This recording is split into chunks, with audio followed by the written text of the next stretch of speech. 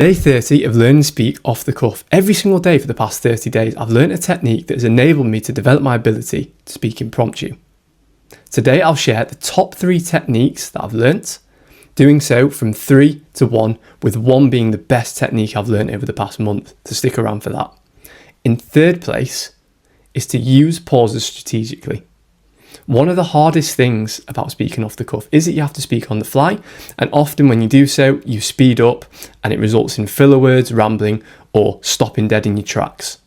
If you can use pauses strategically and think about the next sentence that you're going to say, you'll increase your articulation, increase your clarity, but also, contrary to popular belief, you'll increase your perceived confidence. Look at the best speakers in the world, people like Barack Obama. They use pauses to incredible effectiveness to think about what it is that they're going to say in the next sentence, but also to portray an aura of ultimate confidence. So tip number 3, use pauses strategically. Number 2 is to lead with the point. So for example, in this video, I've led with the fact that I'm going to share my top 3 tips over the past 30 days with yourself.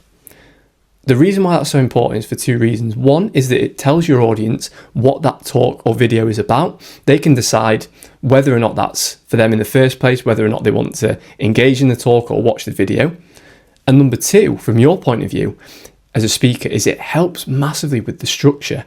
One of the biggest things with speaking off the cuff is to understand where you want to go in a given talk or a given video. And it's very difficult to do on the fly because you've not got a script that you're going to follow. So you have to have some form of structure. Stating that point first gives you that.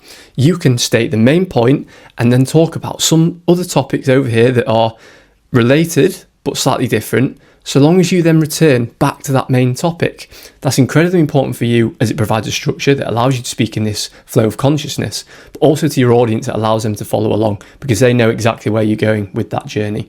Nothing switches off an audience more than them being confused or not knowing where the talk is going. So that's tip number 2.